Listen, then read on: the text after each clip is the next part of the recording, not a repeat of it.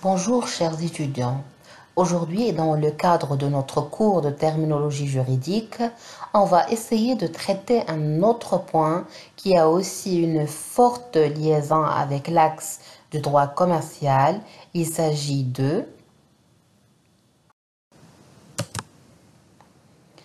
le commerçant, أي التاجر. Le code de commerce s'ouvre en déclarant qu'il régit les actes de commerce et les commerçants. Et la qualité de commerçant s'acquiert en principe par l'exercice habituel ou professionnel des activités énumérées dans les articles 6, 7 et 8. Donc on a dit que le code de commerce s'ouvre en déclarant qu'il régit les actes de commerce et les commerçants. فمدونة التجارة استهلت مقتضياتها بإعلانها على أنها تنظم كل ما يتعلق بالأعمال التجارية والتاجر. Et la qualité de commerçant s'acquiert en principe par l'exercice habituel ou professionnel des activités énumérées dans les articles 6, 7 et 8.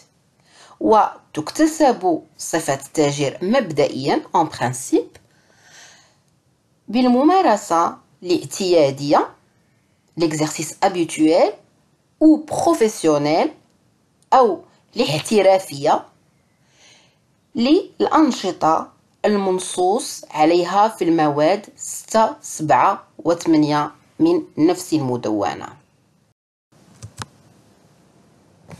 إذن استهلت مدونة التجارة مقتضياتها بإعلانها أنها تنظم كل ما يتعلق بالأعمال التجارية والتاجر وتكتسب صفة التاجر مبدئيا بالممارسة الاعتيادية والاحترافية l'exercice habituel ou professionnel الممارسة الاعتيادية أو الاحترافية للأنشطة المنصوص عليها في المواد 6 و7 و8 قلنا من نفس المدونة.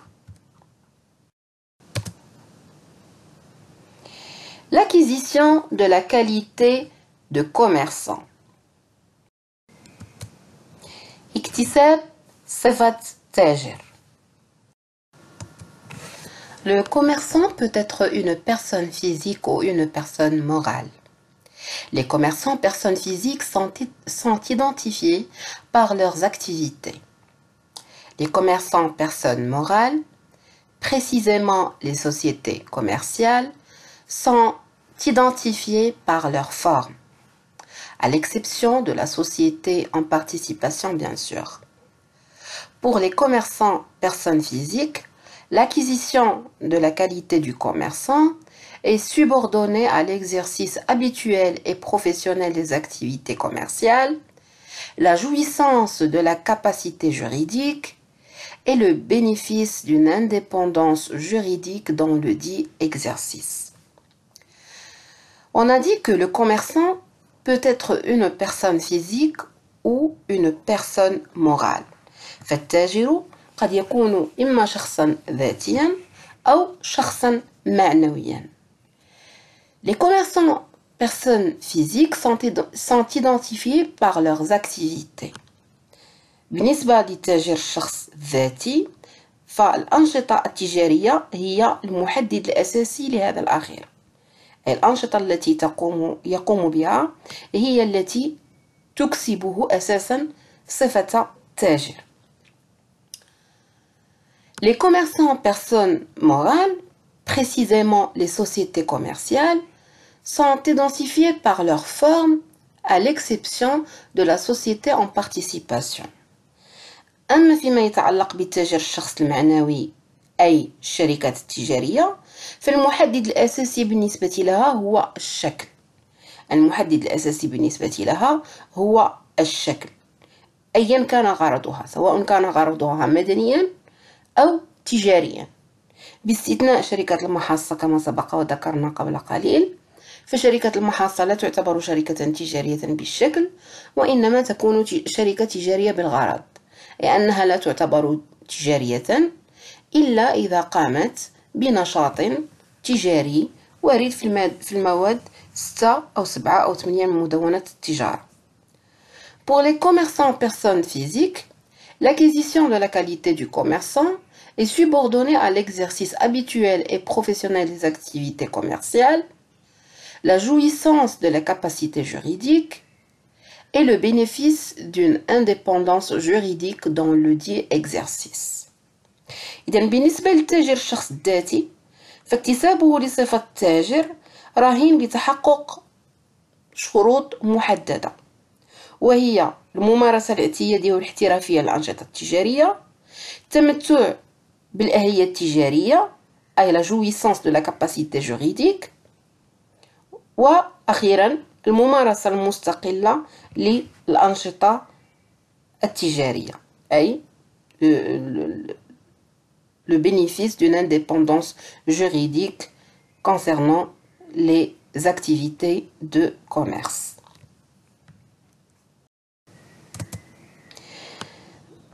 فالتاجر قد يكون شخصا ذاتيا قلنا أو شخص معنوي. بالنسبة للتاجر الشخص الذاتي أي le commerçant personne physique، فالأنشطة التجارية تعتبر هي المحدد الأساسي لهذا الأخير أو لاكتساب هذا الأخير لصفة التاجر. Donc, les commerçants personnes physiques قلنا sont identifiés par leurs activités. أما فيما يتعلق بالتاجر الشخص المعنوي وتحديدا الشركة التجارية فالمحدد الأساسي بالنسبة لها هو الشكل، أيا كان غرضها، سواء كان غرضها تجاريا أو مدنيا. المهم هو أن الشركة إذا جاءت وفقا لشكل محدد سترونه في السداسية الرابعة فإنها تعتبر تجارية وفقا لذلك الشكل كيفما كان غرضها وكيفما كان نشاطها، سواء كان نشاطا تجاريا أو نشاطا مدنيا. المهم هو أن تأتي وفقا لشكل محدد في القوانين المنظمة للشركات، وتحديدا قانون 1795 وقانون 596 باستثناء شركة المحصة كما سبق وذكرنا. فشركة المحصة لا تعتبر شركة تجارية بالشكل وإنما تعتبر شركة تجارية بالغرض، أي أنها لا تكتسب الصبغة التجارية إلا إذا كان نشاطها تجاريا. بالنسبة للتاجر الشخص الذاتي فاكتسابه لصفة تاجر رهين بتحقق الشروط التالية: الممارسة الاعتيادية والاحترافية للأنشطة التجارية أي l'exercice habituel et professionnel des activités commerciales، التمتع بالأهلية التجارية، la jouissance de la capacité juridique، وأخيرا الممارسة المستقلة للأنشطة المذكورة، le bénéfice d'une indépendance juridique concernant l'exercice des activités commerciales. L'exercice habituel ou professionnel des activités commerciales. الممارسة الاعتيادية أو الاحترافية للأنشطة التجارية. Désormais, la rédaction légale n'exige plus le cumul des caractères professionnels et habituels. Le choix alternatif opté par le législateur s'explique par la volonté de toucher le maximum d'intervenants en matière commerciale et surtout de servir contre ceux qui exercent de manière intermittente. Donc on a dit que désormais la rédaction légale n'exige plus le cumul des caractères professionnels et habituels. إذن وفقا للصياغة القانونية الحالية لم يعد القانون يشترط الجمع ما بين الممارسة الاحترافية والاعتيادية للأنشطة التجارية. فيما قبل وفي ظل القانون التجاري لسنة 1913 الذي كان معمولا به قبل صدور مدونة التجارة لسنة 1996، المشرع كان يشترط في الشخص كي يكتسب صفة تاجر أن يجمع ما بين الممارسة الاعتيادية والاحترافية لنشاط تجاري معين أو لعمل تجاري معين كما كان يطلق عليه آنذاك. كنا نتحدث عن العمل التجاري وليس عن النشاط التجاري. حاليا المشرع لم يعد يشترط الجمع ما بين الممارسة الاحترافية والاعتيادية للأنشطة التجارية، بل أصبح يتحدث عن الممارسة الاعتيادية أو الاحترافية للنشاط التجاري. إذن سواء كان الشخص يمارس نشاطه بشكل اعتيادي أو احترافي فإنه يعتبر تاجرا، فيما قبل المشرع كان يتحدث عن الممارسة الاعتيادية والاحترافية. Donc, le choix alternatif opté par le législateur s'explique par la volonté de toucher le maximum d'intervenants en matière commerciale et surtout de servir contre ceux qui exercent de manière intermittente. الخيار الجديد الذي تبناه المشرع المغربي يهدف إلى توسيع دائرة المخاطبين بالمادة التجارية. Donc, s'explique par la volonté de toucher le maximum d'intervenants en matière commerciale. إذن توسيع دائرة المخاطبين بالمادة التجارية. Surtout de servir contre ceux qui exercent de manière intermittente. وخاصة أولئك الذين يمارسون الأنشطة التجارية بشكل متقطع. L'exercice de manière intermittente هي ممارسة نشاط تجاري بشكل متقطع. فوفقا للصياغة القانونية الحالية لم يعد المشرع يشترط الجمع ما بين الممارسة الاحترافية والاعتيادية للأنشطة التجارية. Le législateur n'exige plus le cumul, هي الجمع. Le cumul هو الجمع. Le cumul des caractères professionnels et habituels.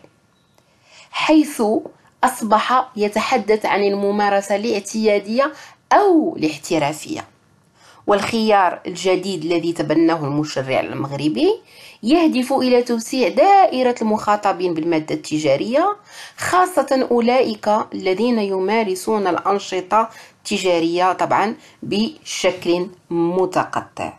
Ceux qui exercent les activités commerciales de manière intermittente.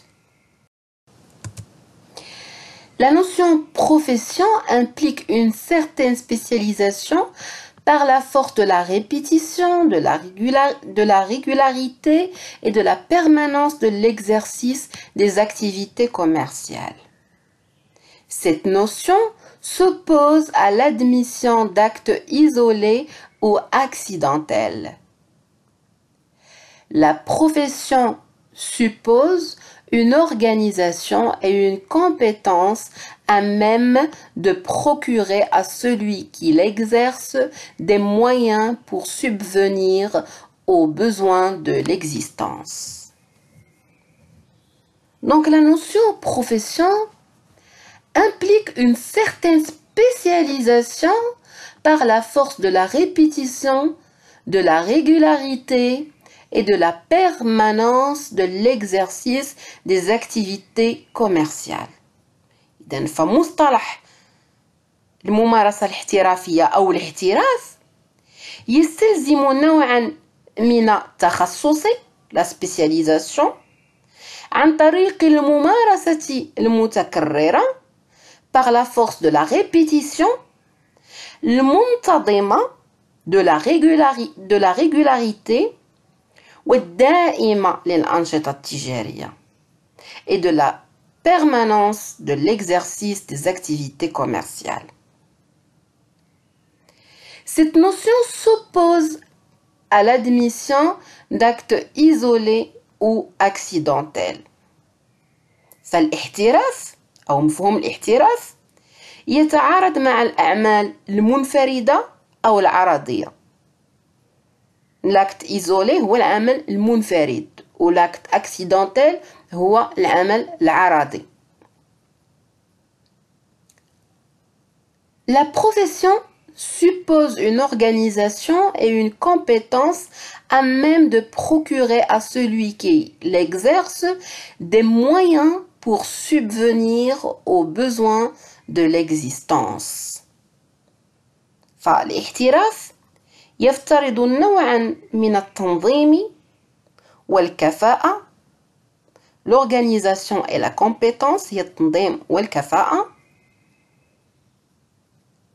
فضلا عن كون العمل في هذه الحالة أي في حالة الاحتراف النشاط التجاري يشكل مورد العيش الأساسي إن لم نقل الوحيد للقائم به أو للشخص القائم به.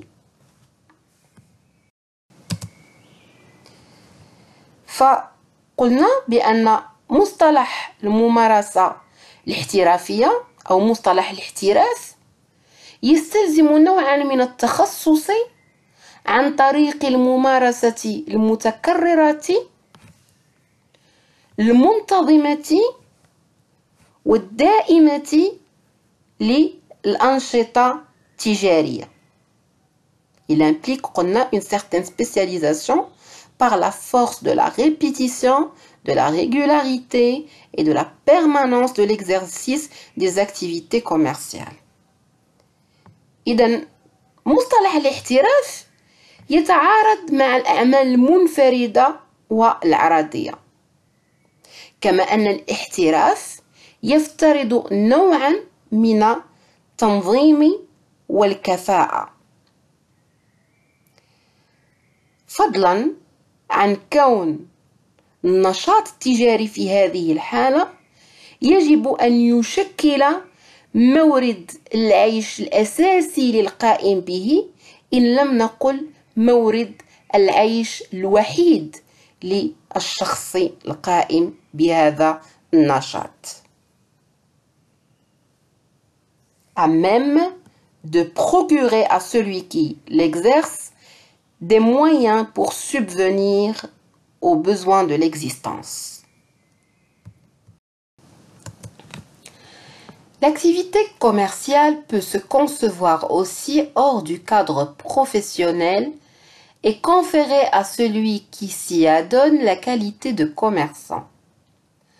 On peut alors affirmer que le commerce peut désormais être exercé par des non-professionnels. La notion d'exercice habituel signifie en réalité l'accomplissement répétitif d'une activité commerciale donnée et peu importe si ce comportement est occasionnel. Il n'est pas nécessaire de prendre en considération la durée pendant laquelle l'accomplissement répétitif de cette activité a eu lieu. Il suffirait donc que cette activité soit exercée de temps à autre, à titre épisodique et sans qu'il s'inscrive dans la continuité, en vue de l'acquisition de la qualité de commerçant. Contrairement à l'exercice professionnel de l'activité commerciale, l'exercice habituel ne procure pas à celui qui l'exerce le seul moyen pour subvenir aux besoins de l'existence.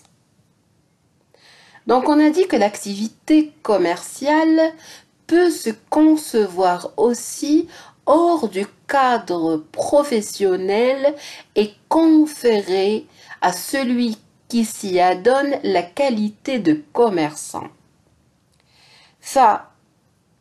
فنشاط تجاري يمكن أن نتصوره خارج الإطار الاحترافي، ومع ذلك سيكسب الشخص الذي يقوم بهذا النشاط صفة تاجر. On peut affirmer que le commerce peut désormais être exercé par des non-professionnels. فيمكننا أن نؤكد أن التجارة من الممكن ممارستها من قبل أشخاص غير احترافيين des non-professionnels. وهذا هو الذي يعرف بالممارسة الاعتيادية. La notion ou l'exercice habituel. Donc, la notion d'exercice habituel signifie en réalité l'accomplissement répétitif d'une activité commerciale donnée, et peu importe si ce comportement est occasionnel. إذن مصطلح الممارسة الاعتيادية يدل على الأداء المتكرر لنشاط تجاري معين، ولا يهم إن تعلق الأمر بنشاط موسمي أم لا. إذن le comportement occasionnel أو l'activité occasionnelle هي النشاط الموسمي. Il n'est pas nécessaire de prendre en considération la durée pendant laquelle l'accomplissement répétitif de cette activité a eu lieu. كما أنه لا تهم المدة التي يتكرر خلالها هذا النشاط التجاري. Il suffirait donc que cette activité soit exercée de temps à autre, à titre épisodique et sans qu'elle s'inscrive dans la continuité en vue de l'acquisition de la qualité de commerçant. يكفي إذن أن يمارس النشاط بين الفينة والأخرى de temps à autre وعلى مراحل à titre épisodique ودون استمرارية et sans qu'elle s'inscrive dans la continuité حتى يكتسب الشخص صفة تاجر en vue de l'acquisition de la qualité de commerçant. Alors, contrairement à l'exercice professionnel de l'activité commerciale, l'exercice habituel ne procure pas à celui qui l'exerce le seul moyen pour subvenir aux besoins de l'existence. فخلافا للممارسة الاحترافية، فإن الممارسة الاعتيادية لا تجعل من النشاط التجاري المورد الوحيد للعيش بالنسبة للقائم به. إذن قلنا أنه يمكن اكتساب صفة تاجر خارج الإطار الاحترافي للنشاط التجاري، فهذا الأخير يمكن ممارسته من قبل أشخاص غير محترفين في إطار ما يسمى بالممارسة الاعتيادية l'exercice habituel، والتي تدل على الأداء المتكرر لنشاط تجاري معين، ولا يهم إن تعلق الأمر بنشاط موسمي أم لا، كما لا تهم المدة التي يتكرر خلالها النشاط التجاري. يكفي إذن أن يمارس بين الفينة والأخرى. Il suffirait donc que cette activité soit exercée de temps à autre. وعلى مراحل ودون استمرارية.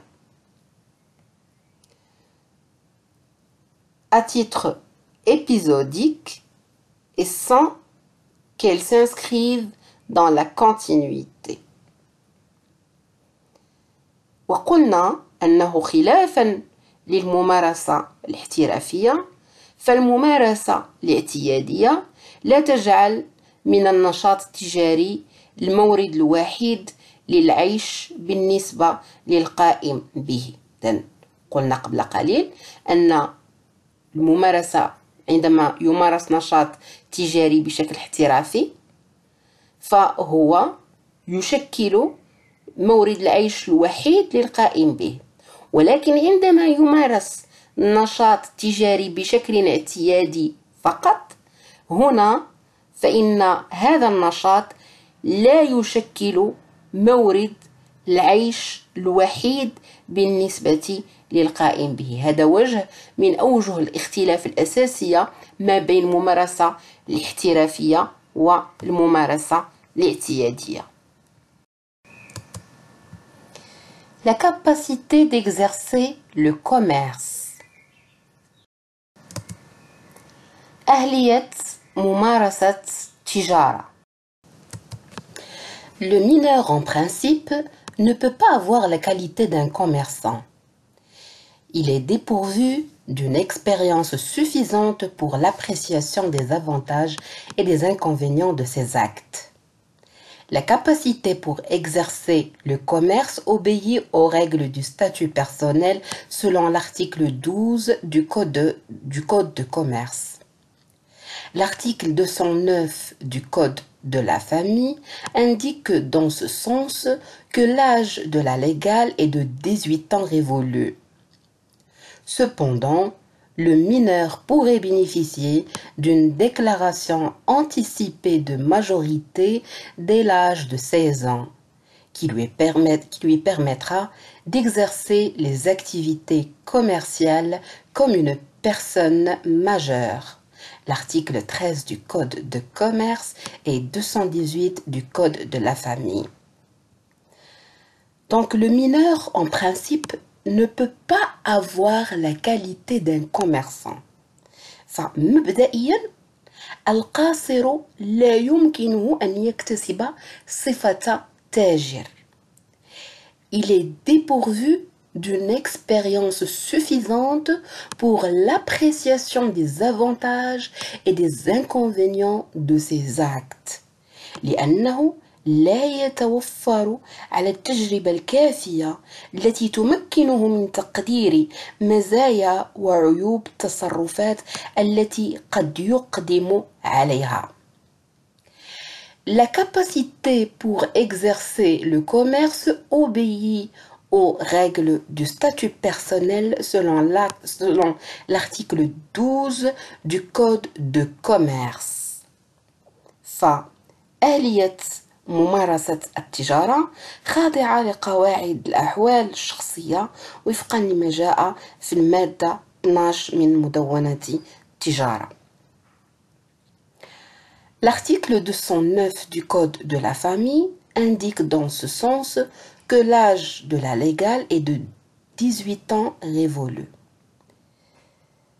في هذا الإطار فإن المادة 209 من مدونة الأسرة نجدها تحدد سن الرشد في 18 سنة كاملة. Cependant, le mineur pourrait bénéficier d'une déclaration anticipée de majorité dès l'âge de 16 ans. ولكن يمكن للقاصر أن يستفيد من الترشيد ابتداء من سن 16 سنة. La déclaration anticipée de majorité هي ترشيد والذي يكون في سن 16 سنة qui lui permettra d'exercer les activités commerciales comme une personne majeure. L'article 13 du Code de commerce et 218 du Code de la famille.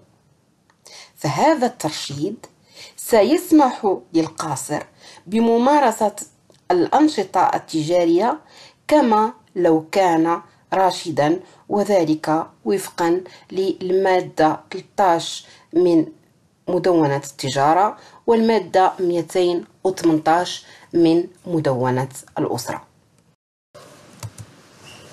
فكما قلنا فإن القاصر لا يمكنه مبدئيا أن يكتسب صفة تاجر. Le mineur, en principe, ne peut pas avoir la qualité d'un commerçant لأنه لا يتوفر على التجربة الكافية التي تمكنه من تقدير مزايا وعيوب تصرفات التي قد يقدم عليها.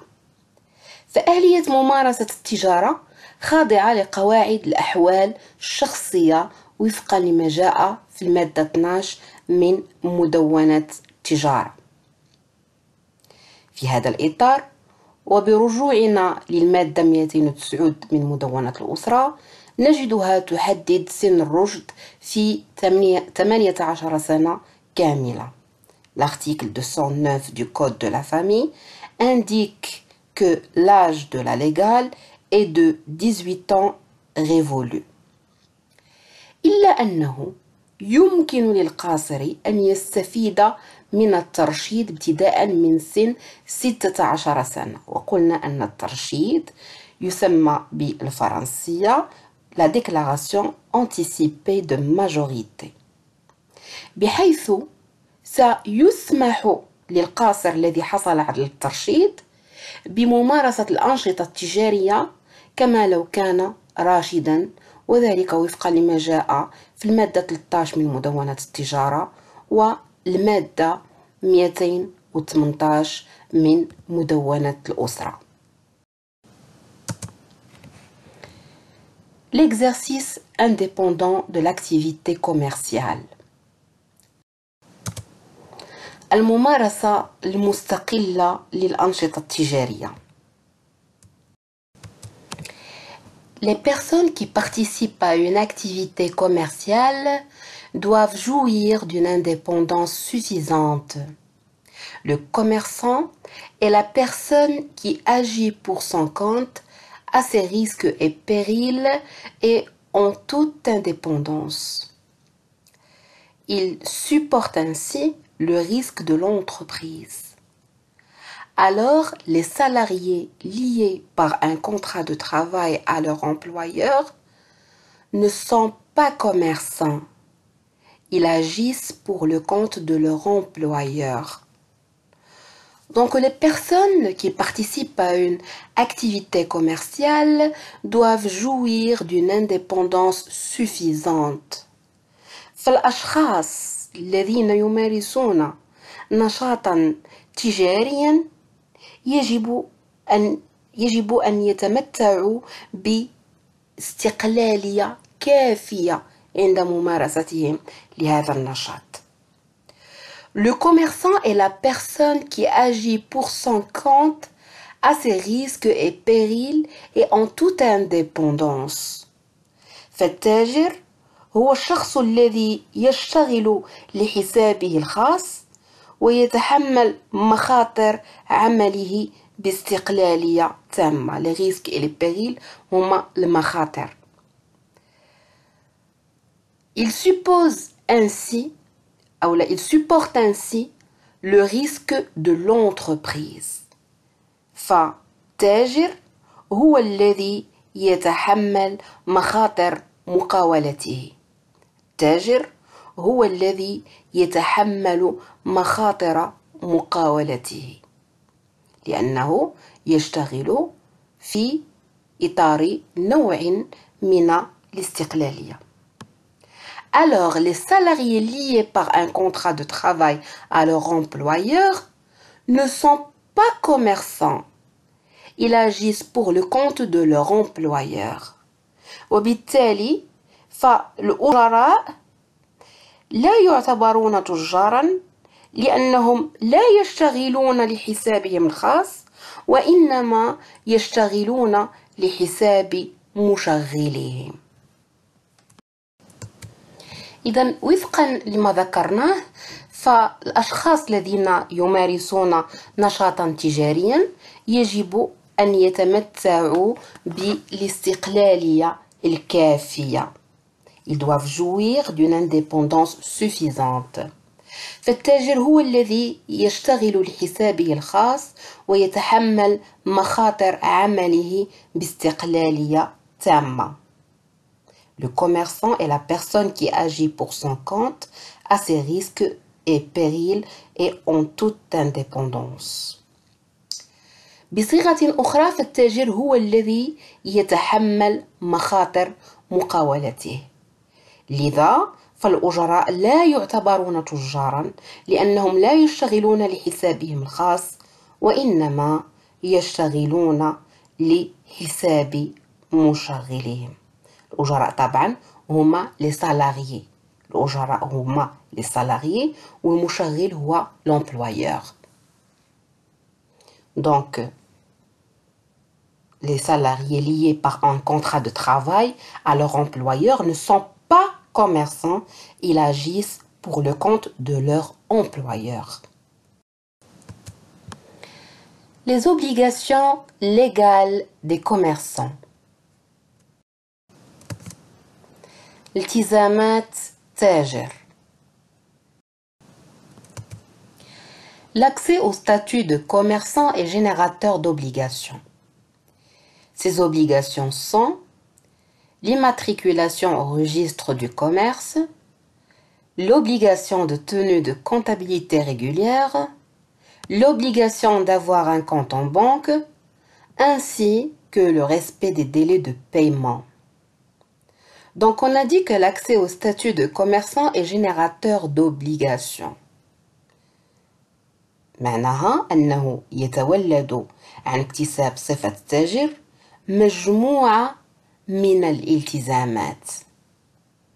Ces obligations sont وهذه الالتزامات تتمثل في l'immatriculation au registre du commerce أي تقييد بسجل تجاري, l'obligation de tenue de comptabilité régulière أي مسك محاسبة منتظمة, l'obligation d'avoir un compte en banque أي الالتزام بفتح حساب بنكي, ainsi que le respect des délais de paiement.